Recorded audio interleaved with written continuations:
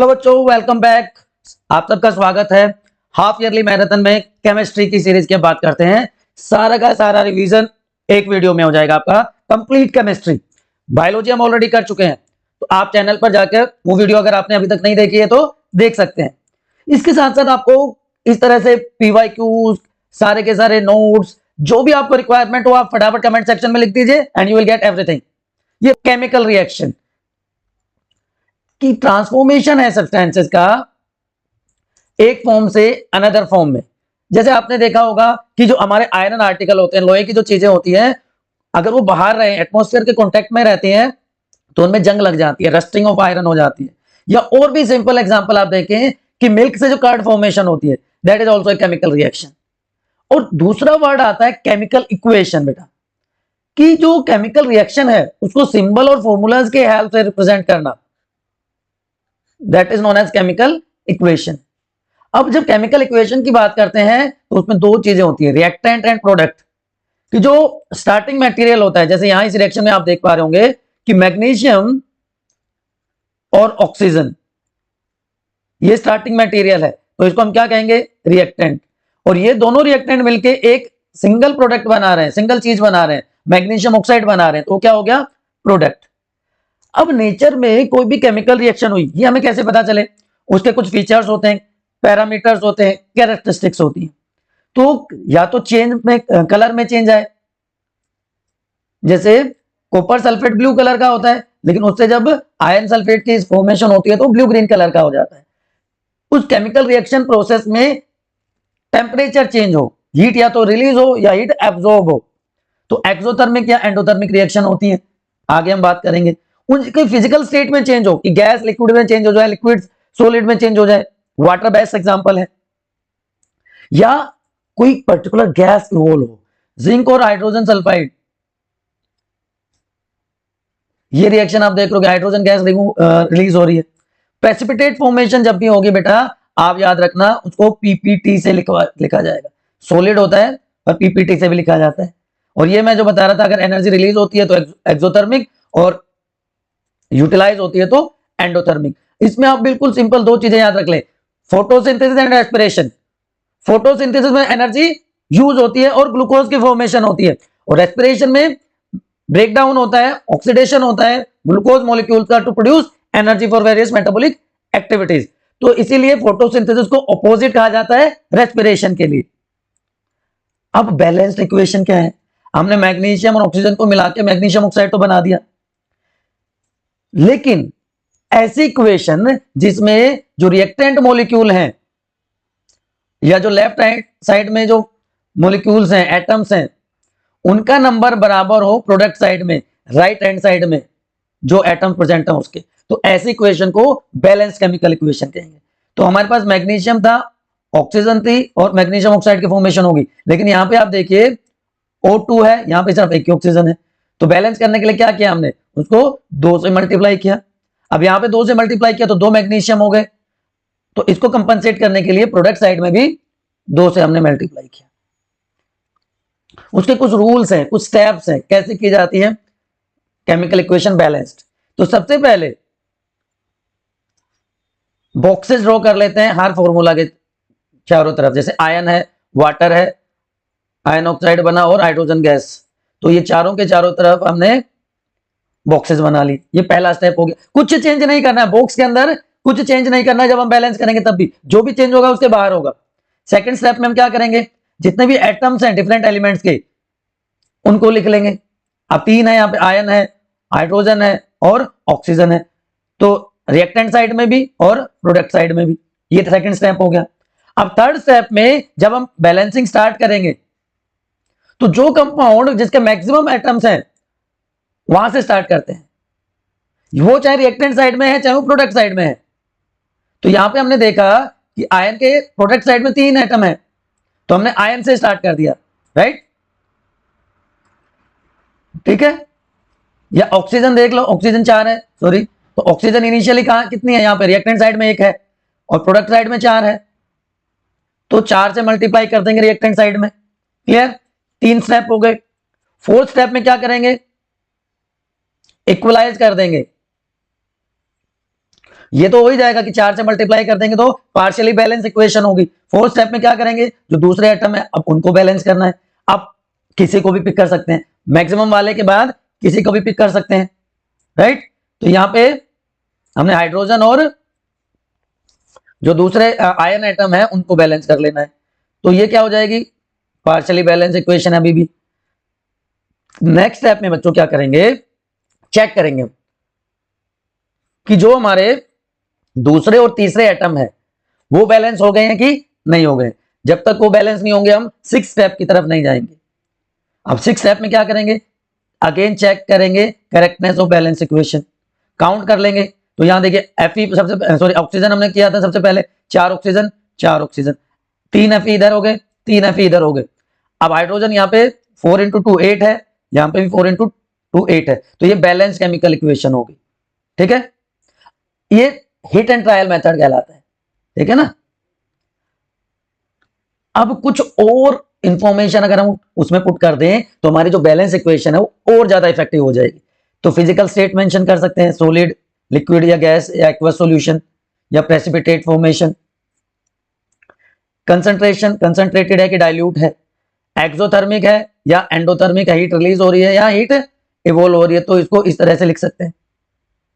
और कुछ special condition है तो रिएक्टेंट और प्रोडक्ट के बीच में जो एरो मार्क है उसके ऊपर उसको मेंशन कर दिया जाता है। तो ये एक ज्यादा इफेक्टिव बैलेंस्ड केमिकल इक्वेशन है। ठीक है, ये सारी चीजें फिजिकल स्टेट वगैरह ऑलरेडी मैंने मेंशन कर दी। तो ये वो रिएक्शन है जो मैंने स्टार्टिंग में आपको बताई थी, फोटोसिंथेसिस और रेस्पिरेशन वाली। फोटोसिंथेसिस में क्या होता है, CO2 और H2 कंबाइन होके सनलाइट क्लोरोफिल की प्रेजेंस में ग्लूकोज मॉलिक्यूल की फॉर्मेशन कर देते हैं, साथ में ऑक्सीजन गैस रिलीज होती है। लेकिन इस रिएक्शन को अगर हम रिवर्स कर दे तो क्या होगा, ग्लूकोज का ब्रेकडाउन होकर CO2 और H2 बनेगा प्लस एनर्जी इज रिलीज्ड, तो ये एंडोथर्मिक होगी। अभी क्या है, एनर्जी यहाँ पे यूटिलाइज हो रही है, तो ये एक्सोथर्मिक है। इज क्लियर बेटा। अब बात करते हैं टाइप ऑफ केमिकल रिएक्शंस की। 4 मेन टाइप है, इसमें एक्सोथर्मिक, एंडोथर्मिक, वो सब भी हम डिस्कस कर लेंगे। इसके साथ साथ हम इसमें रिडॉक्स रिएक्शन भी इंक्लूड कर लेंगे, रिडॉक्स रिएक्शंस या ऑक्सीडेशन रिडक्शन रिएक्शन जिनको कहते हैं।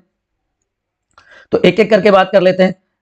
कॉम्बिनेशन, नाम से पता चल रहा है, जहां 2 रिएक्टेंट मिलके एक सिंगल प्रोडक्ट बनाए वो क्या कहलाएगी, कॉम्बिनेशन। सबसे आसान, कार्बन और ऑक्सीजन को मिला के कार्बन डाइऑक्साइड गैस की फॉर्मेशन होती है, और ये एक्सोथर्मिक रिएक्शन है जहां पे हीट रिलीज होती है।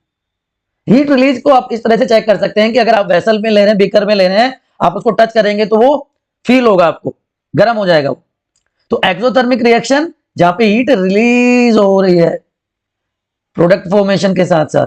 अभी मैंने आपको बताया था रेस्पिरेशन प्रोसेस, कि जो ग्लूकोज मॉलिक्यूल बना उसका ऑक्सीजन की प्रेजेंस में ब्रेक डाउन होना and energy release in the form of ATP। और अभी जो हमने की carbon plus oxygen, carbon dioxide plus heat, तो ऐसी रिएक्शंस को क्या कहेंगे, एक्सोथर्मिक रिएक्शन कहेंगे।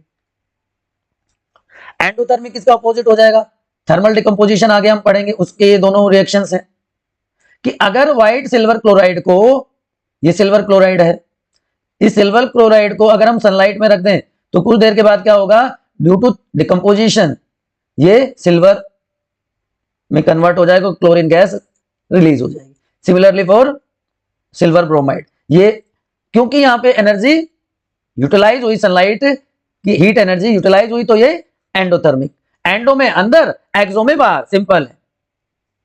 अब ये जो एग्जांपल बता रहा था डिकम्पोजिशन रिएक्शन का, डिकम्पोजिशन का मतलब ही होता है बेटा टूटना, ब्रेक डाउन होना, बट अलग अलग टाइप से ये ब्रेक डाउन होता है। अगर हीट की वजह से होता है, टेम्परेचर की वजह से होता है, तो उसको हम कह देंगे थर्मल डिकम्पोजिशन, कि कैल्शियम कार्बोनेट जो है वो कैल्शियम ऑक्साइड बना देता है और साथ में कार्बन डाइऑक्साइड गैस रिलीज होती है। फोटोलाइटिक जो अभी मैंने बताया, सनलाइट की प्रेजेंस में जब डिकम्पोजिशन हो जाए तो सिल्वर ब्रोमाइड से सिल्वर और ब्रोमीन गैस रिलीज होती है। इस रिएक्शन को वाइडली यूज किया जाता है ब्लैक एंड व्हाइट फोटोग्राफी में। और इलेक्ट्रोलाइटिक डिकम्पोजिशन, जब इलेक्ट्रिसिटी यूज करके उसका डिकम्पोजिशन किया जाए, तो वाटर का जो इलेक्ट्रोलाइसिस होगा वो इलेक्ट्रोलाइटिक डिकम्पोजिशन का एग्जांपल होता है बेटा। तो हाइड्रोजन और ऑक्सीजन एनोड और कैथोड पे वो डिपॉजिट हो जाते हैं। हाइड्रोजन टेस्ट, कि जब बर्निंग कैंडल को बर्निंग कैंडल के पास ये गैस लेके जाई जाती है जो कैथोड पे इकट्ठी हुई थी, मैंने बताया ना कैथोड पे हाइड्रोजन, एनोड पे ऑक्सीजन, तो पॉप साउंड प्रोड्यूस होती है, ठीक है। और अगर ऑक्सीजन होगी तो जो फ्लेम है और विग्रसली बर्न करने लगेगी, because oxygen is support of combustion. तो ये टेस्ट आप कर सकते हैं, आपके एनसीईआरटी में एक्टिविटी है। तीसरी टाइप की रिएक्शन है डिस्प्लेसमेंट। डिस्प्लेस मतलब हटाना। तो ऐसी केमिकल रिएक्शन जहां पे एक ज्यादा रिएक्टिव एलिमेंट दूसरे कम रिएक्टिव एलिमेंट को उसकी जगह से हटा दे, वो क्या कहलाएगा? Displacement reaction. नेचर में ऐसा होता है, जो ताकतवर होता है वो अपने से कमजोर को वहां से भगा देता है। तो आयन, अगर हम रिएक्टिविटी सीरीज आगे बात करेंगे, आयन और कॉपर सल्फेट की रिएक्शन करवाएं, ये भी दूसरी एक्टिविटी है आपके एनसीईआरटी में। तो हमने कॉपर सल्फेट लिया और हमने क्या लिया, उसमें आयन नील डाल दी। कॉपर सल्फेट के सॉल्यूशन में हमने क्या डाल दी? आयन नील डाल दी। तो कुछ टाइम के बाद हम देखते हैं कि जो आयन नील है उसका कलर चेंज हो जाता है। क्यों? क्योंकि जो आयन है वो ज्यादा रिएक्टिव है, इट इज मोर रिएक्टिव। तो ये कॉपर को डिस्प्लेस कर देगा, हटा देगा, और खुद सल्फेट के साथ जुड़ के आयरन सल्फेट बना देगा, कॉपर रह गया अकेला।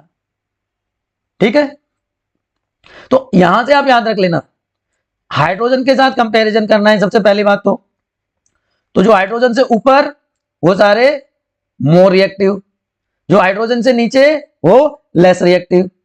ठीक, तो मोस्ट रिएक्टिव पोटेशियम, इसमें आप प्लेटिनम भी लिख सकते हैं, लीस्ट रिएक्टिव प्लेटिनम। ठीक है, तो डिस्प्लेसमेंट रिएक्शन में बहुत सारे एग्जांपल हैं। देखिए ए और बी था, अब जब किसी के बीच में तीसरा आ जाता है जो कि ज्यादा स्ट्रोंग है, तो ये क्या करेगा? ए ये इसका साथ छोड़ के इसके साथ चला जाएगा। यहां पे बी रिएक्टिव ज्यादा ताकतवर दिखाया हमने, तो बी के साथ चला जाएगा। जिंक और कॉपर सल्फेट, जिंक ज्यादा रिएक्टिव है तो कॉपर सल्फेट को तोड़ लेगा, सॉरी सल्फेट को तोड़ लेगा कॉपर में से, जिंक सल्फेट बन जाएगा। लेड और कॉपर क्लोराइड लेड क्लोराइड बन जाएगा। ठीक है ना, तो जो जितना रिएक्टिव, जो जितना ताकतवर, वो उतना ज्यादा अपना असर दिखाएगा। अब यही काम म्यूचुअल दो जगह पे हो जाए तो क्या कहलाएगा? वो डबल डिस्प्लेसमेंट। जहां पे दो कंपाउंड, देखिए बेटा, दो कंपाउंड एक्सचेंज कर लेते हैं आयंस को और नया कंपाउंड बना देंगे, तो ऐसी रिएक्शन को डबल डिस्प्लेसमेंट कहेंगे। Na2SO4 sodium sulphate plus barium chloride. अब देखिए ये दोनों अपनी पोजीशन एक्सचेंज कर लेंगे, सॉरी ये BaCl2 तो चला जाए, सॉरी Cl2 चला जाएगा सोडियम के साथ, तो NaCl बन गया, और बैरियम ये इसके साथ मिल जाएगा, BaSO4 बना देगा। Barium sulphate plus sodium chloride salt की फॉर्मेशन हो जाएगी। यहाँ पे एक्वस सॉल्यूशन में तो उसको ब्राइन कहेंगे। Aqueous solution of NaCl is known as brine. तो डबल डिस्प्लेसमेंट रिएक्शन हो गई बेटा। तो कॉम्बिनेशन डिकम्पोजिशन जिसमें तीनों thermal, electrolytic and photolytic, displacement, double displacement, और अब ऑक्सीडेशन एंड रिडक्शन या रिडॉक्स रिएक्शन भी इनको कहते हैं। लेकिन आपको पहले पता हो what is oxidation? Addition of oxygen, कि अगर किसी के पास ऑक्सीजन आके जुड़ती है ड्यूरिंग अ रिएक्शन तो वो क्या कहलाएगा? ऑक्सीडाइज्ड। अगर ऑक्सीजन दूर चली जाती है, हट जाती है, तो क्या कहलाएगा? रिड्यूस्ड। अगर कोई सब्सटेंस हाइड्रोजन लूज करता है तो क्या कहलाएगा? ऑक्सीडाइज्ड। अगर कोई सब्सटेंस हाइड्रोजन गेन करता है तो क्या कहलाएगा? रिड्यूस्ड। बात समझ में आ गई? चलिए, तो जहां पे ऑक्सीडेशन और रिडक्शन दोनों एक साथ हो, ऐसे रिएक्शन को कहते हैं रिडॉक्स रिएक्शन।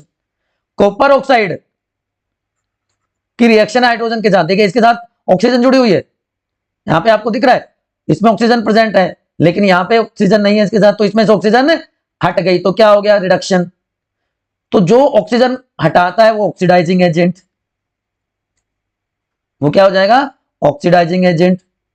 और यहाँ पे हाइड्रोजन के साथ अभी ऑक्सीजन नहीं है, लेकिन ऑक्सीजन इसमें जुड़ गई, तो इसका क्या हो गया? ऑक्सीडेशन। तो ये क्या हो गया? Reducing agent. उल्टा दिखाना है, ठीक है।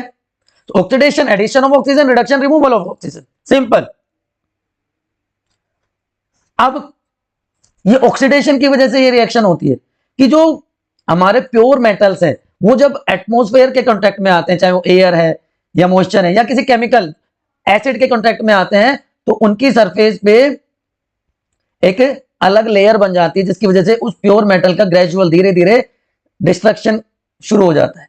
उस प्रोसेस को कोरोजन कहा जाता है। ये देखिए आप आयन आर्टिकल्स की हालत क्या हो जाती है। और corrosion of iron is known as rusting. बहुत बड़ा कंफ्यूजन है, सब रस्टिंग वर्ड यूज करते हैं, exact word is corrosion. Corrosion of iron is known as rusting, क्योंकि सिर्फ आयरन पे कोरोजन नहीं होता, ब्लैक कोटिंग सिल्वर के ऊपर बन सकती है, ग्रीन कोटिंग कॉपर के ऊपर बन सकती है रस्टिंग की वजह से।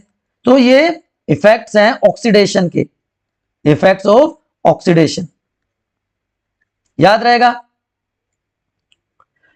इसी से रिलेटेड एक और इफेक्ट है रेंसिडिटी। आप बहुत गालियां देते हो चिप्स कंपनीज को या जितना भी पैकेज फूड आता है कि अरे 20 रुपए में 15 रुपए की तो एयर भरी हुई है इसमें।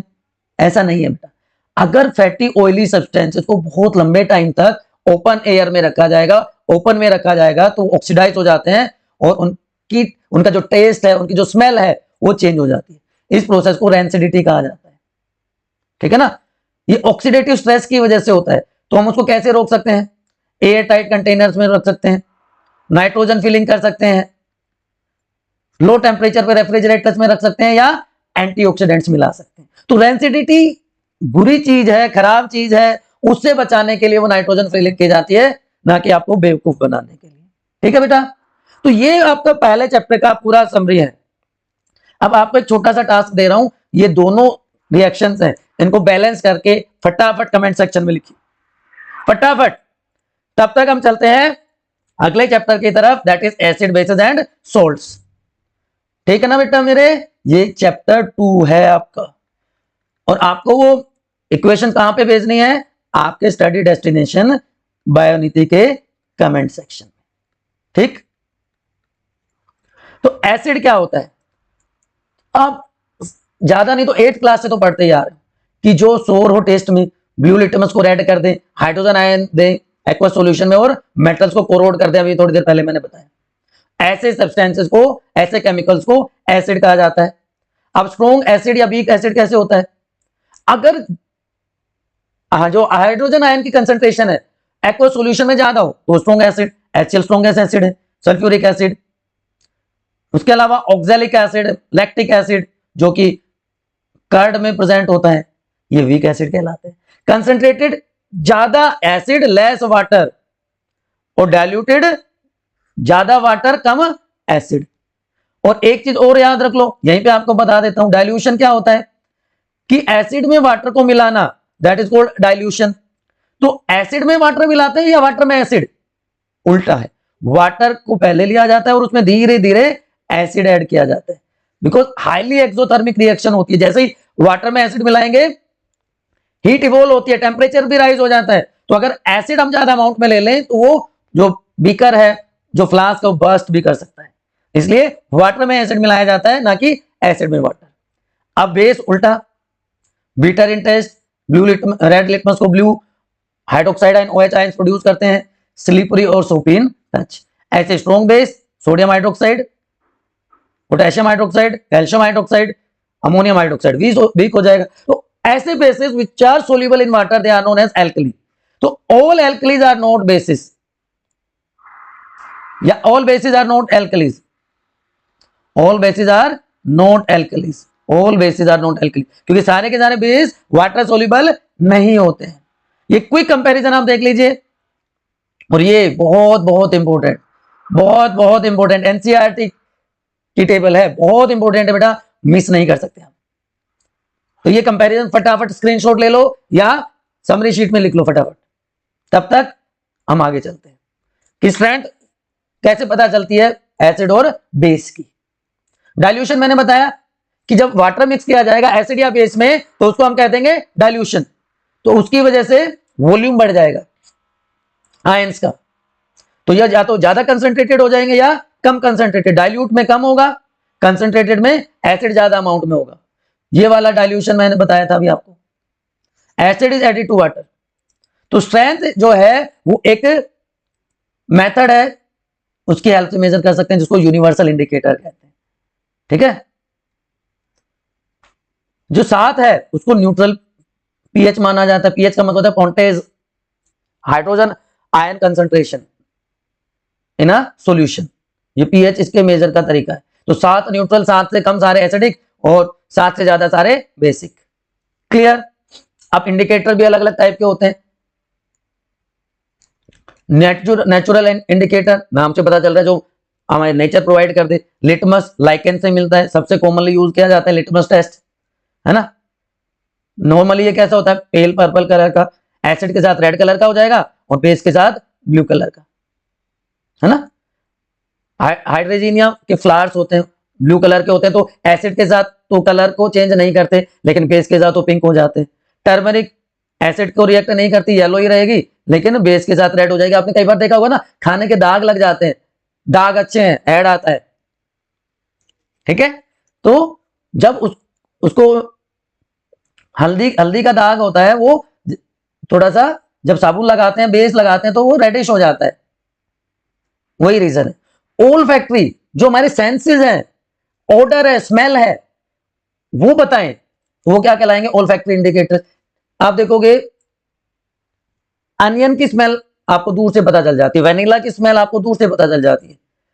तो ये बेस में तो कोई स्मेल नहीं दिखाएंगे, लेकिन एसिड में स्मेल रह जाएगी, तो ऐसे इंडिकेटर्स को ओल फैक्ट्री इंडिकेटर कहेंगे।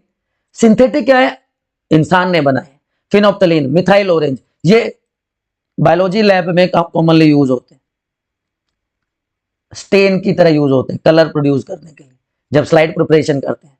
तो फिनोप्थलीन एसिड के साथ कलरलेस रहेगा, लेकिन बेस के साथ पिंक कलर प्रोड्यूस करेगा। इस तरह मिथाइल ऑरेंज ऑरेंज कलर का है, लेकिन एसिड के साथ रेड और बेस के साथ येलो कलर प्रोड्यूस करेगा। बिल्कुल सिंप्लीफाइड वे में आपको याद रखना है बेटा, पागलों की तरह रटना नहीं है ना। अब बात करते हैं रिएक्शंस की, कि कैसे जो एसिड और बेसिस हैं रिएक्ट करते हैं। पहली रिएक्शन है एसिड और बेस की मेटल के साथ। देखिए सिंपल था, आप ऐसे याद रखिए, acid plus metal form salt plus hydrogen. Acid react करता है मेटल के साथ and form salt and hydrogen gas is produced. तो जिंक मेटल है, सल्फ्यूरिक एसिड है, जिंक सल्फेट बन गया, हाइड्रोजन गैस रिलीज होगी। इसकी भी एक्टिविटी दी हुई है आपके एनसीईआरटी में, देखिए ये वाली एक्टिविटी, है ना। जिंक ग्रेन्यूल्स हमने डाले एक टेस्ट ट्यूब में, डाइल्यूट सल्फ्यूरिक एसिड मिला दिया। कुछ टाइम के बाद क्या होते हैं, एक गैस के बबल्स उठना शुरू होते हैं। मान लो हमें नहीं पता कौन सी गैस है, उस गैस को डिलीवरी ट्यूब की हेल्प से जब हम सोप सॉल्यूशन में लाते हैं तो बबल्स बनना शुरू हो जाते हैं। और उस बबल के पास थोड़ी देर पहले बताया था, बर्निंग कैंडल लेके जाएंगे, बर्निंग कैंडल लेके जाएंगे, तो कैसी साउंड प्रोड्यूस होगी बेटा, जैसे पटाखा फूटता है ना, पोप साउंड प्रोड्यूस होती है, which is a confirmatory test for presence of hydrogen। याद रह जाएगा। अब मेटल कार्बोनेट और मेटल बाइकार्बोनेट के साथ एसिड कैसे रिएक्ट करते हैं, उस यहां पे भी सोल्ट बनाएंगे, वहां पे हाइड्रोजन गैस थी, यहां पे कार्बन डाइऑक्साइड गैस है, ये बेसिक डिफरेंस है।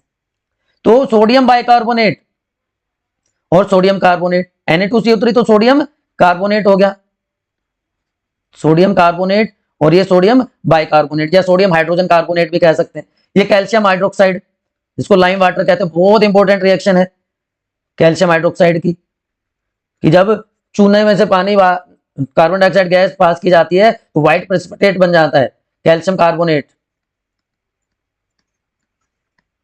ठीक है। तो कोरोस्पोंडिंग सॉल्ट बन जाएगा और कार्बन डाइऑक्साइड गैस रिलीज होगी। अब इस कार्बन डाइऑक्साइड गैस को कैल्शियम हाइड्रोक्साइड के सॉल्यूशन में से पास करेंगे तो क्या होगा, कार्बन डाइऑक्साइड गैस ली हमने, डाइल्यूट HCl मिलाया हमने, हाइड्रोक्लोरिक एसिड मिलाया, तो CO2 प्लस HCl, ठीक है। और क्या है हमारे पास, कैल्शियम हाइड्रोक्साइड है। तो इस कैल्शियम हाइड्रोक्साइड में से CO2 गैस पास करी, तो हमने क्या रिएक्शन हुई, अभी मैंने बताया आपको, कैल्शियम कार्बोनेट की फॉर्मेशन हो जाती है, ठीक है। अब मेटल ऑक्साइड के साथ एसिड कैसे रिएक्ट करते हैं, बहुत इंपॉर्टेंट रिएक्शन है, बहुत इंपॉर्टेंट रिएक्शन है बेटा।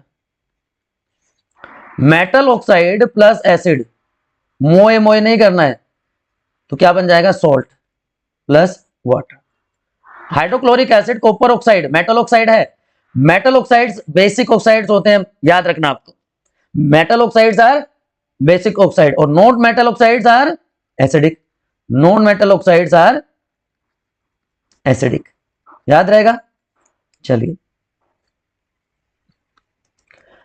अब दोनों मिल जाए तो क्या होगा, एसिड और बेस मिला दो, मिल जाए इस तरह दो लहरें जिस तरह, तो एसिड और बेस मिलके क्या बनाएंगे बेटा, सोल्ट बनाएंगे। सोडियम हाइड्रोक्साइड प्लस HCl बन गया NaCl। ये इस तरह से नहीं होना चाहिए, इस तरह से लिखा जाएगा, ये भी इस तरह से लिखा जाएगा। तो इस रिएक्शन को कहते हैं न्यूट्रलाइजेशन रिएक्शन। ठीक है, ये कुछ रिएक्शंस होगी एसिड और बेसिस की। अब आपने अभी तक क्या फेल किया कि क्या कॉमन है इन सारे एसिड्स में या बेसिस में? बेटा इनका इजीली इलेक्ट्रोलाइसिस होता है, इनका इलेक्ट्रोलाइसिस होता है, मतलब ये आयनिक फॉर्म में ब्रेक डाउन हो जाता है, आयनिक फॉर्म में कन्वर्ट हो जाता है। तो ये इलेक्ट्रोलाइट्स हैं, they are good conductor of electricity और दे produce ions in water solution. ये एक बार आप बता सकते हो कमेंट में कि एसिड कौन सा आयन प्रोड्यूस करेगा और बेस कौन सा आयन प्रोड्यूस करेगा, बताओ फटाफट। अब एसिड और बेस को वाटर में डालेंगे तो क्या होगा, उसका आंसर यहां पे मिल जाएगा। एसिड हाइड्रोजन आयन प्रोड्यूस करता है, base OH negative ion produce करता है ना। तो HCl में से तो हाइड्रोजन आयन आ जाएगा, लेकिन ये वाटर की एब्सेंस में नहीं हो सकता। क्यों? क्योंकि हाइड्रोजन आयन सिंगली एग्जिस्ट नहीं करते, ये जब तक वाटर मॉलिक्यूल के साथ मिलकर हाइड्रोनियम आयन नहीं बनाएंगे, इसलिए हाइड्रोजन आयन को हमेशा H पॉजिटिव या H3O पॉजिटिव की फॉर्म में लिखा जाता है, याद रह जाएगा। अब जो हम पीएच स्केल की थोड़ी देर पहले बात कर रहे थे, ये भी आपको याद रखने हैं, ये भी आपको याद रखने हैं, बहुत इंपॉर्टेंट है। प्योर वाटर का, ब्लड का पीएच कितना होता है, आपका जो लेमन जूस है उसका पीएच कितना होता है, मिल्क ऑफ मैग्नीशिया का कितना होता है, ये आपको याद रखना है। 7 से पीछे की तरफ 0 की तरफ जाएंगे तो एसिडिक नेचर बढ़ेगा, लेकिन 7 से ऊपर की तरफ बढ़ेंगे तो बेसिक नेचर बढ़ेगा, ये ध्यान रखना है। ये पीएच स्केल है अलग अलग सब्सटेंसेस के, आपको याद रखना है बेटा, ठीक है। क्यों मैं आपको ये याद करवा रहा हूं, क्योंकि जो पीएच है हमारी डे टू डे लाइफ में बहुत इंपॉर्टेंट है बेटा। इंपॉर्टेंस ऑफ पीएच कि सारे के सारे जो एनिमल्स हैं, चाहे वो प्लांट है एनिमल्स है, they are very sensitive to pH. हमारी जो बॉडी है बेस्ट एक्ट करती है इस पीएच रेंज में, न्यूट्रल या स्लाइटली एल्कलाइन, ठीक है। इसी तरह जो रेन वाटर है उसकी पीएच 5.6 के आसपास होती है, तो उसको एसिड रेन कह देते हैं। जब एसिड रेन रिवर्स में फ्लो करती है या मॉन्यूमेंट्स पे गिरती है तो उनका डैमेज कर देती है, एक्वेटिक लाइफ का सर्वाइवल बहुत ही मुश्किल हो जाता है, ठीक। इसी तरह हमारा डाइजेस्टिव सिस्टम, अगर आपको याद हो लाइफ प्रोसेस में मैंने आपको बताया था, क्या बताया था सर, ये बताया था कि स्टमक में एसिडिक पीएच होती है, जिसकी वजह से जो इनएक्टिव पेप्सिनोजन है वो एक्टिव फॉर्म पेप्सिन में कन्वर्ट हो जाता है, यस और नो, ठीक है। चलिए, और ये HCl डाइजेशन में बहुत इंपॉर्टेंट रोल प्ले करता है। इनडाइजेशन जब होता है तो बहुत ज्यादा एसिड प्रोड्यूस हो जाता है, उसकी वजह से इरिटेशन होती है, पेन होने लगता है, इसलिए क्या दिया जाता है, एंटासिड। क्योंकि थोड़ी देर पहले हमने क्या बात करी थी, न्यूट्रलाइजेशन रिएक्शन की, कि एसिड ज्यादा हो गया, HCl ज्यादा हो गया यहाँ पे, तो हम उसमें कोई अगर बेस मिला दे तो एंटासिड क्या है, बेस है जो एसिडिक इफेक्ट को खत्म कर देता है। तो milk of magnesium, magnesium hydroxide normally इस पर्पज के लिए यूज किया जाता है।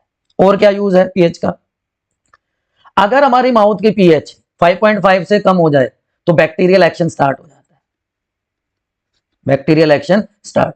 इनेमल हार्डेस्ट सब्सटेंस है हमारी बॉडी का, कैल्शियम फॉस्फेट से बना हुआ है, वाटर में डिसोल्व नहीं होता, लेकिन पीएच जैसे ही 5.5 से कम चली जाएगी तो शुगर इसका डिग्रेडेशन शुरू कर देता है, माउथ एसिड प्रोड्यूस करना शुरू कर देता है, और इसीलिए कहा जाता है कि दोनों टाइम ब्रश करो या खाना खाने के बाद तुरंत ब्रश करो, ठीक है ना। तो ये इंपॉर्टेंस, सेल्फ डिफेंस भी करते हैं एनिमल्स इसकी हेल्प से। आपको हनी बी ने या कि दूसरे इंसेक्ट्स ने काटा होगा तो क्या होता है, पेन होता है, इरिटेशन होती है, लेकिन क्या कहा जाता है कि थोड़ा सा बेकिंग सोडा लगा लो, क्योंकि उसमें उसके स्टिंग में क्या है, एसिड है, बेकिंग सोडा क्या है, बेस है, तो क्या हो जाएगा, वही बार बार बात, न्यूट्रलाइजेशन हो जाएगा। नेटल लीव्स में भी मेथेनोइक एसिड होता है, तो हम उनके लीव्स को अगर ज्यादा छेड़छाड़ करते हैं तो अभी बर्निंग सेंसेशन होती है, ठीक है ना बेटा। तो ये एसिड और बेसिस की बात होगी, और एसिड और बेस जब मिलते हैं तो क्या बनता है, सोल्ट। सबसे कॉमन सोल्ट क्या है, NaOH प्लस HCl को मिला के हमने क्या बनाया था, NaCl।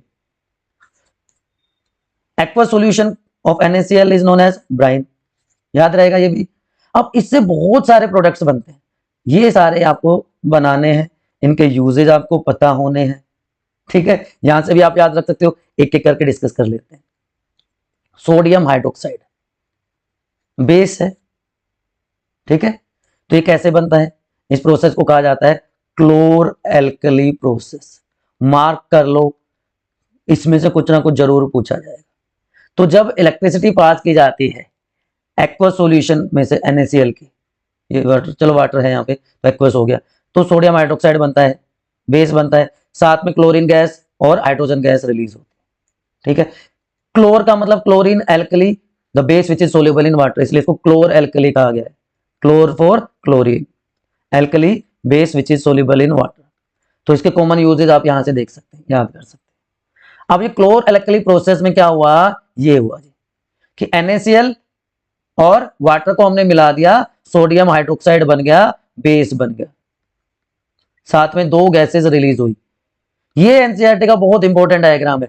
तीनों के यूजेस, कैथोड पे क्या बनेगा, याद रखना हाइड्रोजन गैस, एनोड पे क्या बनेगा, क्लोरीन गैस, और नेट क्या बना, सोडियम हाइड्रोक्साइड। इनके यूजेस बेटा याद रखने हैं। फ्यूल की तरह यूज किया जाता है हाइड्रोजन को, फर्टिलाइजर की तरह यूज किया जाता है अमोनिया के साथ मिला के, और जो क्लोरीन गैस है क्लोरोफ्लोरोकार्बन्स में है, पेस्टिसाइड्स में यूज की जाती है, पीवीसी बनाए जाते हैं, स्विमिंग पूल को क्लीन करने के लिए यूज की जाती है। इन दोनों को मिला दें तो हाइड्रोक्लोरिक एसिड बन गया। सोडियम हाइड्रोक्साइड और क्लोरीन मिला दें तो ब्लीचिंग पाउडर बन गया, ब्लीच हो गया। ब्लीचिंग प्रॉपर्टीज आपको पता होंगी, फैब्रिक की ब्लीचिंग के भी काम आता है। दूसरा जो प्रोडक्ट हमारा बनता है किससे, जिसकी अभी मैं बात कर रहा था, ब्लीचिंग पाउडर, है ना, कैल्शियम ऑक्सी क्लोराइड इसको कहा जाता है। तीसरा प्रोडक्ट जो हमारा बनता है baking soda, sodium hydrogen carbonate NaHCO3। तो ये सारे प्रोडक्ट्स मैं ऑलरेडी पहले पढ़ा चुका हूं, तो आपको करना क्या है, सिर्फ आपको इसकी फॉर्मेशन याद रखनी है और इसके यूजेस याद रखने हैं। कि बेकिंग पाउडर बनाते हैं जिससे आपके जो सॉफ्ट पकोड़ाज बनते हैं, क्रिस्पी पकोड़ाज जो बनते हैं, है ना, वो बेकिंग पाउडर मिला देते हैं। एंटासिड की तरह यूज करते हैं क्योंकि बेस है, एसिड की वजह से एसिडिटी हुई। सोडा एसिड फायर एक्सटिंग्विशर्स में इसको यूज किया जाता है, और कुकिंग में, किचन में नॉर्मली इसको यूज किया जाता है। फिर आ जाता है वॉशिंग सोडा, नाम से पता चल रहा है, ठीक है। तो ये सारी चीजें बेटा आपको क्लियर कट याद रखनी है। सोडियम कार्बोनेट को जब वाटर मॉलिक्यूल के साथ मिक्स किया जाएगा, 10 वाटर मॉलिक्यूल के साथ, तो क्या बनेगा, Na2CO3.10H2। ये क्या कहलाता है, हमारा वॉशिंग सोडा, ठीक है। इसके यूजेस ये भी बताने पड़ेंगे, क्या बताओ फटाफट। ग्लास इंडस्ट्री में, सोप इंडस्ट्री में, पेपर इंडस्ट्री में, इन सब में इसको वाइडली यूज किया जाता है बेटा। Manufacturing of borax, sodium compound होता है, बोरेक्स की प्रिपरेशन में इसको यूज किया जाता है। परमानेंट हार्डनेस है वाटर की, उसको रिमूव करने के लिए यूज किया जाता है, remove permanent hardness of water, ठीक है, याद रह जाएगा आप लोगों को।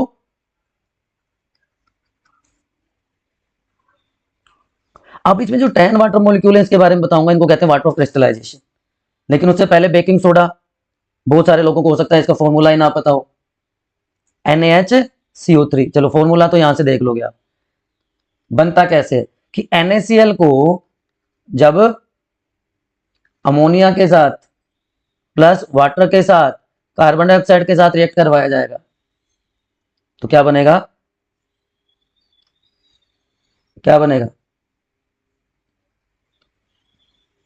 NaHCO3 plus NH4Cl, ammonium chloride. अब तो याद रह जाएंगी चीजें। POP, प्लास्टर ऑफ पेरिस, ये तो सबको आई थिंक याद होना चाहिए। POP, CSO4, अगर ये छोटा दिख रहा है आपको तो यहां पे आप लिख दीजिए .H2। अब इसका नाम क्या है, कैल्शियम सल्फेट हेमीहाइड्रेट इसको कहा जाता है, मतलब हाफ वाटर मॉलिक्यूल। लेकिन प्रैक्टिकली ऐसा पॉसिबल नहीं है ना, तो दो मॉलिक्यूल जो है POP के, 2 molecules of POP share 1 molecule of water of crystallization. 2 molecule of POP contain 1 molecule of water of crystallization. Otherwise इसका फॉर्मूला, एग्जैक्ट फॉर्मूला क्या है? CaSO4 half H2. लेकिन मैंने यहां पे 2 मॉलिक्यूल इसलिए लिखे हैं कि जिससे एक कंप्लीट वाटर मॉलिक्यूल हो जाए. तो रिएक्शन क्या होती है कि जो रिएक्शन क्या होती है, कैसे बनता है पीओपी, कैसे बनाया जाता है? जिप्सम का फॉर्मूला आपको पता होना चाहिए, CaSO4 हाफ H2. ठीक है, और इसमें 1.5 वाटर मॉलिक्यूल ऐड किया जाए तो क्या कहलाएगा? CaSO4 H2O. कि जिप्सम को 373 केल्विन पे, जिप्सम को 373 केल्विन पे जब बर्न किया जाएगा, it will lose water of crystallisation, और क्या बन जाएगा ये? Calcium sulphate hemihydrate, calcium sulphate hemihydrate. लेकिन क्योंकि एक वाटर मॉलिक्यूल प्रेजेंट होना जरूरी है, इसलिए ये पूरी रिएक्शन करवाई जाती है. याद रहेगा बच्चों, पीओपी के यूजेज आपको पता है. अब वो वाटर ऑफ क्रिस्टलाइजेशन की बात, कि fix number of water molecules present in one formula unit of a salt is known as water of crystallisation. जैसे कॉपर सल्फेट CuSO4.5H2, तो इसमें 5 मॉलिक्यूल्स या वाटर ऑफ क्रिस्टलाइजेशन है. CaSO4.2H2O, it have 2 water molecule as water of crystallisation. याद रह जाएगा. चलिए, तो 2 चैप्टर हमने अभी तक कंप्लीट किए. अब आ जाते हैं हम तीसरे चैप्टर पे, मेटल्स एंड नॉन मेटल्स. अब देखिए, एलिमेंट जो नेचर में होते हैं वो क्या होते हैं, कितने हैं? चलो पहले तो सबसे पहले बताओ. प्रेजेंटली 118 एलिमेंट्स आर प्रेजेंट, और उनको उनकी प्रॉपर्टीज के बेसिस पे 2 मेन ग्रुप में डिवाइड किया गया, metal and non metal. Mostly क्या है? मेटल्स हैं. नॉन मेटल कितने हैं? 22 हैं. ठीक है, और बाकी कितने बच गए? वो सारे नॉन मेटल है? नहीं, कुछ मेटलोइड्स भी हैं. तो बाकी कितने बच गए? सारे के सारे क्या हैं? वो मेटल्स हैं. ठीक है, याद रहेगी ये बात. तो मेटल्स जो एक्सेप्ट हाइड्रोजन, मेटल्स क्या हैं? जो इलेक्ट्रॉन को लूज करें, कैटायन बनाए, वो क्या कहलाएंगे? मेटल्स. तो दे आर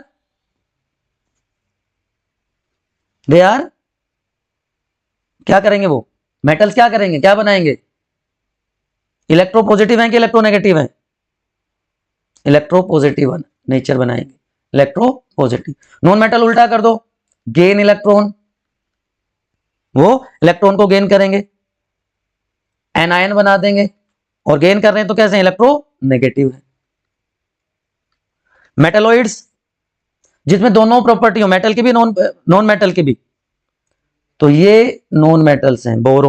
मेटलोइड्स हैं, जर्मेनियम, आर्सेनिक. ठीक है ना, ये सारे के सारे क्या हैं? मेटलोइड्स. ये तो बेसिक चीज होगी. चलिए, ये रिएक्टिविटी से जो मॉडर्न पीरियोडिक टेबल है उसमें आप देख सकते हैं, जो लेफ्ट हैंड साइड में है वो 90 मेटल्स हैं, 22 नॉन मेटल्स हैं, और कुछ मेटलोइड्स दिखाई दे रहे हैं आपको. ठीक, मेटलोइड्स की पोजीशन आप में से कोई बता सकता है? ये वाला जो एरिया है,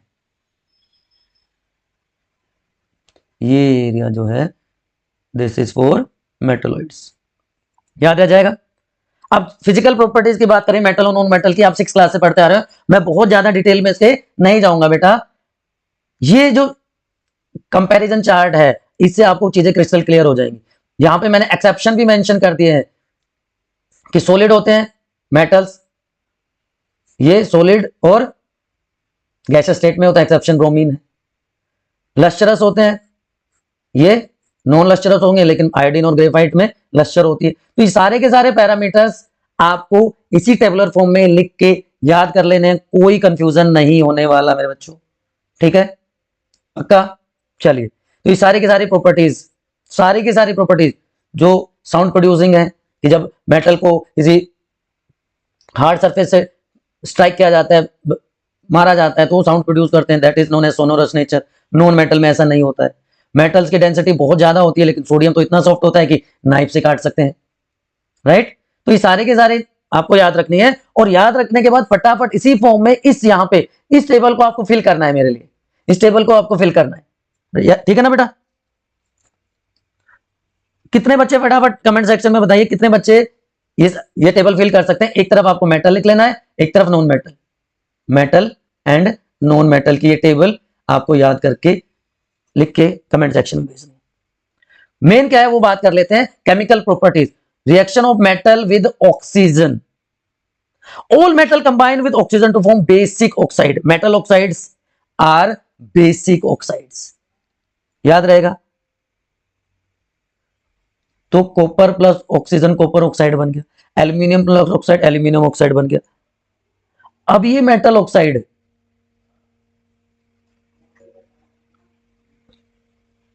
बेसिक क्यों कहलाते हैं, क्योंकि ये वाटर के साथ रिएक्ट करके मेटल हाइड्रोक्साइड बना देंगे, मेटल हाइड्रोक्साइड बना देते हैं, सो दे आर बेसिक ऑक्साइड्स। याद रह जाएगा बेटा। ये देखिए मेटल है, ऑक्सीजन है, मेटल ऑक्साइड बेसिक ऑक्साइड बना, copper copper oxide, aluminium aluminium oxide. Basic क्यों है, क्योंकि वाटर के साथ रिएक्ट करके ये मेटल ऑक्साइड मेटल हाइड्रोक्साइड बनाते हैं। बिल्कुल सिंपल हो गया ना। दूसरी reaction, reaction of metal with water. अच्छा वाटर के साथ कैसे रिएक्ट करेंगे, metal oxide hydrogen gas, metal oxide water soluble है तो मेटल हाइड्रोक्साइड बना देंगे, मैंने बताया अभी आपको, वही रिएक्शन आ गई जो मैं आपको बता रहा था। और एक्सोथर्मिक, हीट रिलीज हो रही है, ये भी याद रह जाएगा। अब बात क्या आती है, इंपॉर्टेंट क्या है कि जो मेटल ऑक्साइड्स हैं, पहले इस रिएक्शन को देख लो आप, सोडियम की रिएक्शन है, वाटर के साथ बर्न कर जाता है ना, अगर बाहर रखते हैं तो, पानी में डालते हैं तो भी बर्न करता है सोडियम। ये सेम रिएक्शन आपको याद रखनी है, लेकिन अलग अलग मेटल अलग अलग तरह से रिएक्ट करते हैं। अब थोड़ा सा इसकी डिटेल में जाते हैं, मेटल ऑक्साइड्स के डिटेल्स में। मेटल ऑक्साइड्स के लिए देखो कई सारी चीजें आपको देखते हैं, बेसिक ऑक्साइड्स हैं, लेकिन एक्सेप्शन एल्यूमिनियम और जिंक ऑक्साइड है। उनको क्या कहा जाता है, एम्फोटेरिक ऑक्साइड्स कहा जाता है, बिकॉज वो एसिडिक और बेसिक ऑक्साइड दोनों की प्रॉपर्टी शो करते हैं, एसिडिक और बेसिक ऑक्साइड्स दोनों की प्रॉपर्टी शो करते हैं, इसलिए उनको एम्फोटेरिक ऑक्साइड्स कहा जाएगा। याद रहेगा। तो एल्यूमिनियम ऑक्साइड हाइड्रोक्लोरिक एसिड के साथ रिएक्ट करके एल्यूमिनियम क्लोराइड बनाता है। यहां पे तो ये क्या हो गया, एसिडिक हो गया, और यहां पे सोडियम हाइड्रोक्साइड के साथ जब ये रिएक्ट करेगा तो ये क्या हो गया, बेसिक। तो बेसिक ऑक्साइड्स भी बनाते हैं, बेसिक ऑक्साइड डिसोल्व हो जाते हैं वाटर में, सोडियम ऑक्साइड पोटेशियम ऑक्साइड। जो बेस वाटर में सोल्यूबल नहीं होता वो नॉन एल्कली होता है, तो कॉपर ऑक्साइड हो गया। और एल्यूमिनियम ऑक्साइड का ऑलरेडी मैंने अभी आपको बता दिया कि वो एम्फोटेरिक ऑक्साइड्स बनाते हैं। तो ये एक चार्ट है कि कौन सा मेटल कैसे वाटर के साथ रिएक्ट करता है। कोल्ड वाटर के साथ sodium potassium calcium vigorously react करेंगे, हॉट वाटर के साथ कैल्शियम रिएक्ट करेगा और मेटल हाइड्रोक्साइड बना देगा। लेकिन जब स्टीम के साथ वेपर्स के साथ जब रिएक्शन होगी तो हाइड्रोक्साइड की जगह सिर्फ मेटल ऑक्साइड बनेगा। एल्यूमिनियम का भी मैंने एग्जांपल बताया था आपको। आयन भी इसी तरह की रिएक्शन शो करता है, ठीक है। कैसी रिएक्शन है चलिए आपके लिए लिख देते हैं, Fe+H2, ये लेकिन ये स्टीम है तो क्या बनेगा, Fe3O4 प्लस हाइड्रोजन, ठीक है। लेकिन लेड कॉपर सिल्वर और गोल्ड ये वैसे भी लीस्ट रिएक्टिव में आते हैं, they do not react with water. तो रिएक्टिविटी सीरीज क्या हो गई, calcium magnesium aluminium zinc and so on, lead copper silver gold Au, ठीक है। Metals do not react with nitric acid, because बहुत इंपॉर्टेंट क्वेश्चन है, HNO3 के साथ मेटल्स की रिएक्शन नहीं होती, because it is a strong oxidising agent, it is a strong oxidising agent. तो ये क्या करेगा, ये ऑक्सीडाइज कर देता है, जो हाइड्रोजन प्रोड्यूस हुई उसको ऑक्सीडाइज कर देगा, ऑक्सीडाइज द हाइड्रोजन प्रोड्यूस्ड, और खुद रिड्यूस हो जाएगा, और ये रिड्यूस होके क्या बना देगा, N2O, NO, NO2, ये सारी चीजें बना देगा। लेकिन मैग्नीशियम और मैग्नीज रिएक्ट कर जाते हैं डाइल्यूट HNO3 के साथ और हाइड्रोजन गैस प्रोड्यूस करते हैं, लेकिन मेटल्स नॉर्मली रिएक्ट नहीं करते HNO3 के साथ, बिकॉज वो स्ट्रॉन्ग ऑक्सीडाइजिंग एजेंट है, खुद रिड्यूस हो जाता है और हाइड्रोजन को ऑक्सीडाइज कर देता है, वाटर बना देता है। याद रह जाएगा। चलिए अगली रिएक्शन डाइल्यूट एसिड्स के साथ। लेकिन एक चीज और बता देता हूं मैं आपको यहां पे, एक्वारेजिया, क्योंकि HNO3 की बात कर रहे हैं हम, रॉयल वाटर की बात बता देता हूं। एक्वारेजिया क्या होता है, HCl प्लस HNO3, इनका जो मिक्सचर है उसको बेटा एक्वारेजिया कहा जाता है। In the ratio 3:1, 3 volume HCl के 1 वॉल्यूम HNO3 का। हाईली कोरेसिव फ्यूमिंग लिक्विड है, पावरफुल सॉल्वेंट है, तो प्लूटिनम गोल्ड जैसे मेटल्स को भी डिसोल्व कर देता है। पुराने टाइम में लोग बेवकूफ बनाते थे कि हम आपका जो ऑर्नामेंट्स है वो साफ कर देंगे, इस सॉल्यूशन उसको डिसोल्व करते थे, वो कोरोड हो जाता था, डिसोल्व हो जाते थे और थोड़ा सा चमका के वो ले जाते थे। ठीक है, तो मेटल की रिएक्शन डाइल्यूट एसिड के साथ सोल्ट बनाते हैं, लेकिन नाइट्रिक एसिड मैं ऑलरेडी आपको ये बता रहा हूं। ठीक है, याद रह जाएगा आपको ये भी। तो ये रिएक्शन है, सारे के सारे जो मेटल्स हैं वो एसिड के साथ हाइड्रोजन गैस प्रोड्यूस नहीं करते। ठीक है, थोड़ी देर पहले मैंने नाइट्रिक एसिड की रिएक्शन आपको बताई थी, बाकी हाइड्रोजन गैस इवोल्व करेंगे। अगर आप कहेंगे तो मैं दोबारा लिख देता हूं एक रिएक्शन, ये लीजिए आपके लिए एक रिएक्शन लिख देते हैं, K plus H2, sorry acid के साथ करना है ना, K plus HCl, KCl plus H2। लेकिन नाइट्रिक एसिड के केस में ऐसा नहीं होता ना, वो क्या करेगा, Mg प्लस HNO3, तो क्या बना देगा, MgNO3 प्लस H2। ठीक है, डाइल्यूट नाइट्रिक एसिड के साथ रिएक्ट करता है, याद रह जाएगा। चलिए अब मेटल की रिएक्शन है दूसरे मेटल सोल्ट के साथ, reaction of metal with other metal salts, तो क्या बनेगा, उल्टा हो जाएगा कि मेटल ए लिया हमने, आयन लिया हमने, salt solution of metal B, copper sulphate लिया हमने, तो क्या बन जाएगा, पहले का तो सोल्ट सॉल्यूशन बन जाएगा और दूसरा मेटल रह जाएगा चल अकेला। ठीक, तो ion plus copper sulphate, ion sulphate plus copper, याद रहेगा बेटा। तो ये रिएक्शंस हो गई। अब ये अलग अलग स्टेट्स हैं, जो मेटल्स हैं वो सॉलिड लिक्विड स्टेट में मिलते हैं। ठीक है, जो नॉन मेटल्स हैं वो तीनों स्टेट में मिलते हैं। 22 नॉन मेटल है, आपको पता है। ठीक है, 22 में से 10 नॉन मेटल सॉलिड है, one non metal bromine is liquid, और बाकी 11 कितने हैं, गैसियस फॉर्म में मिलते हैं। अब आयनिक कंपाउंड का एक और छोटा सा टॉपिक है। आयनिक कंपाउंड क्या होते हैं, आयनिक बॉन्ड क्या होते हैं, the bond which are formed by transfer of electrons, क्योंकि मेटल इलेक्ट्रॉन ट्रांसफर करता है, नॉन मेटल इलेक्ट्रॉन को रिसीव कर देता है। सोडियम प्लस क्लोराइड, इसका एटॉमिक नंबर है 11, तो ये एक इलेक्ट्रॉन को लूज करेगा, इसका एटॉमिक नंबर है 287, ये इलेक्ट्रॉन को गेन करेगा, तो क्या बन जाएगा, NaCl। बहुत ज्यादा डिटेल में आपको जाने की जरूरत नहीं। तो जो आयनिक कंपाउंड्स होते हैं, आयनिक कंपाउंड्स बेटा सॉलिड होते हैं, बिकॉज जो आयनिक बॉन्ड है वो स्ट्रॉन्ग बॉन्ड्स होते हैं। ठीक है, मेल्टिंग और बॉइलिंग पॉइंट इनका हाई होगा, क्योंकि इनके बॉन्ड को ब्रेक करने के लिए सफिशिएंट अमाउंट ऑफ एनर्जी की जरूरत पड़ती है। They are generally soluble in water but insoluble in petrol या ईथर या kerosene oil. Good conductor of heat and electricity, क्योंकि आयन का ट्रांसफर है यहाँ पे। रिएक्टिविटी सीरीज के बेसिस पे आप देख सकते हैं कि मेटल्स को हम कैसे, ये इंपॉर्टेंट पार्ट होने वाला है अब, एक्सट्रैक्शन ऑफ मेटल्स। देखिए पहले भी मैंने बताया था, ये मोस्ट रिएक्टिव, ये लीस्ट रिएक्टिव। किसके साथ कंपैरिजन है, सॉरी हाइड्रोजन के साथ कंपैरिजन है। ठीक है, ये इसीलिए लीस्ट रिएक्टिव है, तो फ्री स्टेट में मिलेंगे गोल्ड सिल्वर, प्लेटिनम, कॉपर और सिल्वर सल्फाइड या ऑक्साइड और के फॉर्म में भी मिलते हैं। लेकिन potassium, sodium, magnesium highly reactive है तो कभी भी फ्री स्टेट में नहीं मिलेंगे। और जो मिडिल है रिएक्टिविटी सीरीज में ये वाले जिंक हो गया, आयन हो गया, निकल हो गया, ये ऑक्साइड, सल्फेट, कार्बोनेट सब बनाएंगे। ये वो जो मैं ट्रांसफर बता रहा था आयनिक कंपाउंड वाला, आयनिक बॉन्ड, कि इसके पास एक एक्स्ट्रा तो इसने वो एक्स्ट्रा अपना दे दिया यहां पे, ये ट्रांसफर कर दिया, तो इसने एक्सेप्ट कर लिया क्योंकि इसके पास कितना था 287, तो इसका ऑक्टेट भी पूरा और एक आने से इसका ऑक्टेट भी पूरा।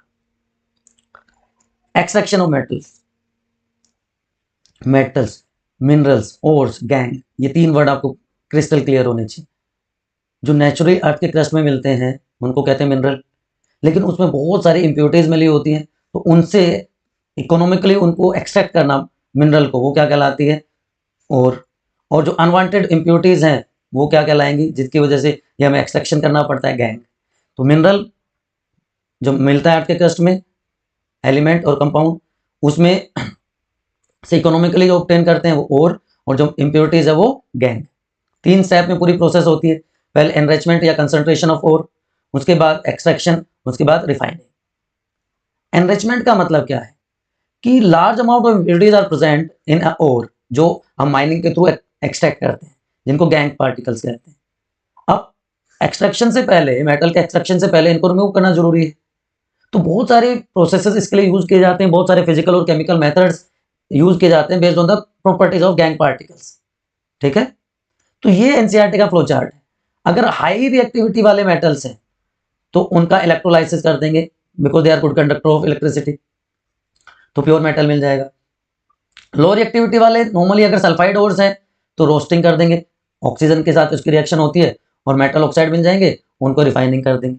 लेकिन जो हाई रिएक्टिविटी वाले हैं वो कार्बोनेटेड ओर के फॉर्म में भी मिलते हैं और सल्फाइड ओर के फॉर्म में भी मिलते हैं, तो इसके लिए दोनों प्रोसेस यूज करें। अगर कार्बोनेटेड ओर है तो कैल्सिनेशन, और अगर सल्फाइड ओर है तो रोस्टिंग प्रोसेस। अब डिफरेंस क्या है कैल्सिनेशन और रोस्टिंग में?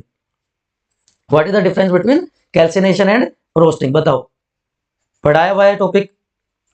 दोनों में ऑक्सीजन का यूज होना है।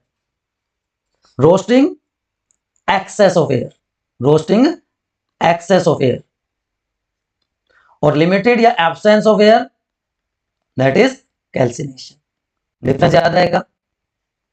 चलिए, तो जो बहुत सारे मेथड बता रहा था एनरिचमेंट के लिए, फ्रोथ फ्लोटेशन होता है। अगर मैग्नेटिक प्रॉपर्टीज हैं तो मैग्नेटिक सेपरेशन कर सकते हैं, है ना, लीचिंग कर सकते हैं केमिकल सेपरेशन के लिए। So there are various method depending upon the chemical properties of gangue particles. अब जो लो है रिएक्टिविटी सीरीज में, एक्टिविटी सीरीज में, उनका हम कैसे एक्सट्रैक्शन करेंगे बताओ? ये अनरिएक्टिव है क्योंकि इसलिए तो नीचे है। अब इनका रिडक्शन कर सकते हैं सिर्फ हीटिंग करके। सिनेबार मरकरी का ओर है, जब इसको हीट किया जाएगा एयर में तो क्या बना देगा? मरकरी ऑक्साइड बना देगा। अब मरकरी ऑक्साइड को फर्दर हीटिंग करेंगे तो ऑक्सीजन गैस और हाइड्रोजन प्योर फॉर्म में मिल जाएगा हमें। कॉपर सल्फेट को भी ऐसे हम एक्सट्रैक्ट कर सकते हैं by just heating in air. तो जो लो है रिएक्टिविटी सीरीज में उनका एक्सट्रैक्शन इजी है क्योंकि वो रिएक्टिव नहीं है, हाईली रिएक्टिव नहीं है, इजीली उनको एक्सट्रैक्ट किया जा सकता है। ठीक, अब मिडिल वालों का क्या करोगे? ये मैंने थोड़ा और डिटेल में दिया है क्योंकि इंपॉर्टेंट रिएक्शन है। सिनेबार मरकरी ऑक्साइड से mercury, just heating process. Middle जो है रिएक्टिविटी सीरीज में वो रिएक्टिव है, सल्फाइड, कार्बोनेट, ओर्स की फॉर्म में भी मिलते हैं। तो मेटल को एक ऑक्साइड फॉर्म से ऑब्टेन करना इजी है। 2 प्रोसेस मैंने बताई थी, रोस्टिंग एंड कैल्सिनेशन, कि अगर लिमिटेड सप्लाई है ऑक्सीजन की या एब्सेंस है तो वो क्या कहलाएगा? कैल्सिनेशन, और एक्सेस है तो रोस्टिंग। तो zinc sulphide plus oxygen, oxide बना दिया जिंक का, zinc carbonate plus zinc oxide. आप ऑक्साइड से तो क्या कर सकते हैं?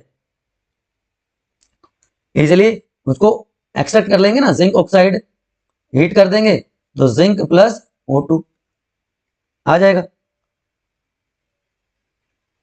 ठीक, तो मेटल ऑक्साइड्स को रिड्यूसिंग एजेंट के साथ रिएक्ट करवा के, रिडक्शन करवा के और प्योर मेटल ऑब्टेन कर सकते हैं। यहां पे एक बहुत इंपॉर्टेंट रिएक्शन आती है जिसको कहते हैं बेटा थर्माइट प्रोसेस। कि जो कार्बन है जो रिड्यूस करता है मेटल ऑक्साइड को मेटल्स में, वो डिस्प्लेस करके करता है, लेकिन sodium, calcium, aluminium are used as strong reducing agent, क्योंकि वो हाईली रिएक्टिव है। कि मैग्नीज ऑक्साइड को हीट किया, ये वाली रिएक्शन विद एल्यूमिनियम पाउडर, तो एल्यूमिनियम ऑक्साइड बन गया। अब ये डिस्प्लेसमेंट रिएक्शन हाईली एक्सोथर्मिक होती है, इनमें बहुत ज्यादा हीट एनर्जी रिलीज होती है। तो जो amount of heat energy evolved कि मेटल वो है मोल्टन स्टेट में चले जाते हैं, और इसी प्रॉपर्टी को, इसी रिएक्शन को यूज किया जाता है टू जॉइन रेलवे ट्रैक्स और क्रैक्ड मशीन पार्ट, और इस प्रोसेस को थर्माइट रिएक्शन या थर्माइट प्रोसेस कहते हैं। आयरन ऑक्साइड और एल्यूमिनियम को जब रिएक्ट करवाते हैं तो एल्यूमिनियम ऑक्साइड की फॉर्मेशन होती है और हीट रिलीज होती है, आयरन मोल्टन स्टेट में चला जाता है। हम जो टॉप वाले हैं उनका क्या करें, ये तो हाईली रिएक्टिव है, तो इनका इलेक्ट्रोलाइटिक रिडक्शन कर देते हैं। तो जब इलेक्ट्रोलाइटिक रिडक्शन करेंगे, इलेक्ट्रोलाइसिस करेंगे, तो मेटल जो है प्योर मेटल वो है कैथोड पे इकट्ठा हो जाएगा, कैथोड होता है नेगेटिवली चार्ज, और जो गैस है वो एनोड पे पॉजिटिवली चार्ज इलेक्ट्रोड पे आ जाएगी। तो NaCl फॉर एग्जांपल हमें सोडियम का एक्सट्रैक्शन करना है, तो कैथोड पे सोडियम, एनोड पे क्लोरीन। जब करंट पास करेंगे इसमें से इलेक्ट्रोलाइट में, तो प्योर मेटल एनोड से डिसोल्व हो जाएगा इनटू द इलेक्ट्रोलाइट, ये वाला, और उसी उतने ही अमाउंट का प्योर मेटल डिपॉजिट हो जाएगा कैथोड पे। ठीक है, जो इंप्योरिटीज है वो सॉल्यूशन में चली जाएंगी और सेटल डाउन हो जाएंगी एज एनोड मड। अब लास्टली बात करते हैं कोरोजन की बेटा।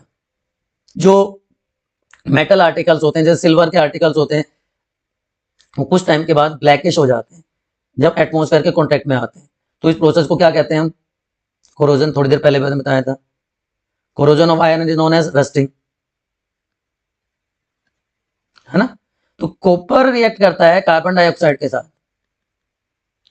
In the presence of air, तो अपना जो शाइनी ब्राउन कलर है वो धीरे धीरे लूज कर देता है, और उसके ऊपर क्या बन जाता है, कॉपर ऑक्साइड की एक लेयर बन जाती है, जो कॉपर कार्बोनेट्स होते हैं। इसी तरह आयरन बहुत ज्यादा एक्सपोजर होता है तो रस्टिंग हो जाती है उसकी। ये एक सिंपल सी एक्टिविटी है आपके एनसीईआरटी की, इसको आप एक बार एनालाइज कीजिए and try to find out the solution. ठीक है क्या करना है कि 3 केस हैं, आपको ये बताना है कौन से केस में आयरन में रस्टिंग होगी। पहले में रस्टी आयरन नेल्स वाटर में डाल दी, एयर है वहां पे। दूसरे में एक ऑयल की लेयर उसके ऊपर लगा दी और बॉइल्ड डिस्टिल वाटर डाला, जिससे वहां पे कोई भी डिजोल्व एयर है वो हट जाए वहां से। और तीसरे केस में anhydrous calcium chloride as a drying agent मिलाया गया। तो मैंने बताया जब तक एटमॉस्फेरिक कंडीशंस नहीं होंगी, एयर, मॉइस्चर, तब तक रस्टिंग नहीं होगी। तो अब आप इसे आइडिया लगा के मुझे कमेंट सेक्शन में इसका आंसर बताइए। अब कैसे रोक सकते हैं हम इस रस्टिंग को, कैसे रोक सकते हैं कोरोजन को? पेंट कर सकते हैं हम अपने आयरन आर्टिकल्स को, ऑयलिंग कर सकते हैं, गैल्वेनाइजेशन, क्रोम प्लेटिंग, आजकल बड़ा क्रेज है व्हीकल्स में क्रोम, गैल्वेनाइजेशन कर सकते हैं स्टील। ठीक है, और अलॉय मिक्सचर बना सकते हैं, 2 या 2 से ज्यादा मेटल का, या एक मेटल और एक नॉन मेटल का। अब आप मुझे कुछ मेटल्स सॉरी अलॉय का एग्जांपल बता सकते हैं? चलिए मैं बताता हूं फटाफट। स्टील आपने सबने सुना होगा, steel, steel is an alloy. किसका अलॉय है स्टील, बताओ? स्टील अलॉय है किसका? स्टेनलेस स्टील, बहुत सारे बर्तन आते हैं, ये आयरन प्लस क्रोमियम मेनली, इसके अलावा निकल भी होता है इसमें, प्लस कार्बन भी होता है। दूसरा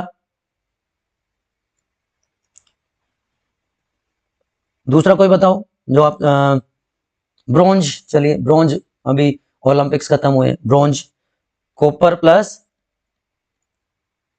ब्रास, कॉपर प्लस जिंक। तो ये कुछ इंपॉर्टेंट एलॉयज के एग्जांपल है। तो बेटा तीनों चैप्टर अभी तक हमने डिस्कस कर लिए, बट यहाँ पे आपको क्या करना है, प्रॉपर रिवीजन कर लेना है, क्योंकि इसके बाद हम PYQs plus most expected questions भी करने वाले हैं। ठीक है, याद रहेगा आपको? बताओ फटाफट। चलिए, तो अब करते हैं हम इसको खत्म, वाइंड अप। आपको कोई भी डाउट है तो आप अपने कमेंट सेक्शन में पूछ लो।